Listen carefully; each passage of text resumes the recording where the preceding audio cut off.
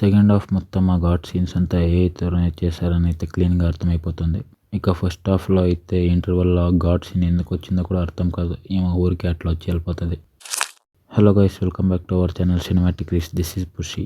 Just ఇప్పుడే Nagabandham movie అయితే చూడడం జరిగింది. సో ఈ మూవీ గురించి మనం డిస్కస్ చేసుకోవడానికంటే ముందు ఒక్కసారి మన ఛానల్కి అయితే విజిట్ చేయండి.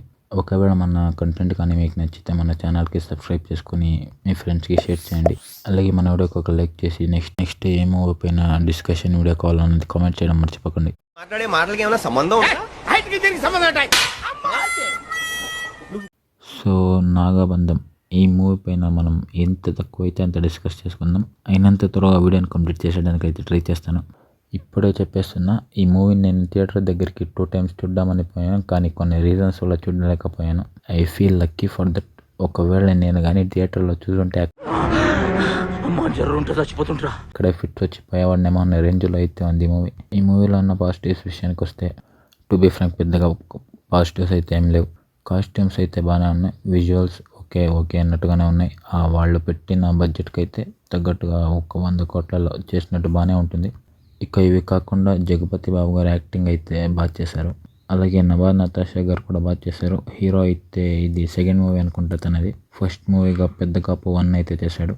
కానీ ఈ మూవీలో హీరో మాత్రం ఇంకా చాలా అంటే చాలా బాగా చేయాల్సి ఉండే, కానీ చేయలేకపోయాడు. జస్ట్ ఓకే అన్న రేంజ్లో అయితే పర్ఫార్మెన్స్ ఇచ్చాడు. షిట్ గైస్, ఈ మూవీలో అయితే ఇంకా పెద్దగా పాజిటివ్స్ అయితే ఏం కనిపించవు.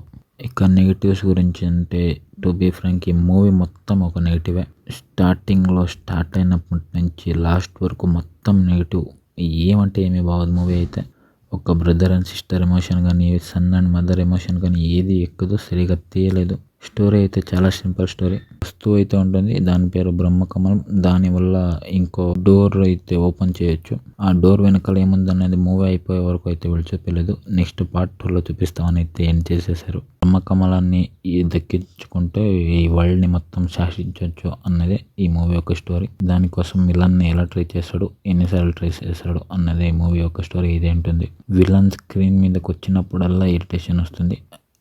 విలన్ యాక్టింగ్ బాగానే చేశాడు అనుకుంటున్నా, కాకపోతే ఆ క్యారెక్టర్ మనకల్లా అనిపిస్తుంది. స్క్రీన్ మీద వచ్చిన ప్రతిసారి అయితే ఇరిటేషన్ వచ్చేస్తుంది. ఇక ఇంటర్వెల్కి అయితే ఒక ట్విస్ట్ ఉంటుంది. ఈ ట్విస్ట్ ఒక్కటి తప్ప ఇంకా ఈ మూవీలో ఏం బాగాలేదు. మోసం చేస్తున్నాడు ఎవడు బాగుపడరా. మనం చేసేది గుళ్ళో పూజ. మరి 1000 రూపాయలు ఎవరా, 500 ఎవరా, 10 ఎవరా. ఇంటర్వెల్ ఫైట్లో అయితే ఒక సీన్ ఉంటుంది. ఆ సీన్లో గాడ్స్ అంతా వస్తారు. ఆ సీన్ ఎందుకు వచ్చిందో కూడా తెలియదు, జస్ట్ అలా వచ్చేస్తుంది అంతే. అది ఇక సెకండ్ హాఫ్లో అయితే కూడా ఒక గాడ్ సీన్ ఉంటుంది. ఇది మొత్తం ఏఐతోనే చేసేసారు. ఇందులో అయితే ప్రతి ఒక్కరూ సెకండ్ హాఫ్లో అరుస్తూనే ఉంటారు. ఎందుకు అరుస్తున్నారో అర్థమైసవదు. డైలాగ్స్ ఇంకా చాలా అంటే చాలా బాగుండాల్సింది. ఇక మెయిన్లీ ఈ మూవీలో వచ్చే యాక్షన్ సీన్స్ ప్రతి ఒక్క సీన్ హెడ్ఏక్ అయితే తెప్పించేస్తే చెప్తున్నా. సో ఈ మూవీ చూడొద్దా అంటే, నన్ను అడిగితే మూవీ చూడొద్దనే చెప్తా. ఒకవేళ మీకు ఏది మూవీ లేదు, ఇంకా మా దగ్గర వేరే ఆప్షన్ లేదు, ఇప్పుడు టైంపాస్ అవ్వాలంటే ఏమో మీ రిస్క్ మీరు ట్రై చేసుకోవచ్చు అంతే. నాకైతే ఈ మూవీ కొంచెం కూడా ఎక్కలే. మేబీ మీరైతే ట్రై చేయొచ్చు, మీకు ఎక్కువచ్చేమో, ఎవరికి తెలుసు. That's it for this video guys. Thank you for watching our video. Signing off cinematic Ries.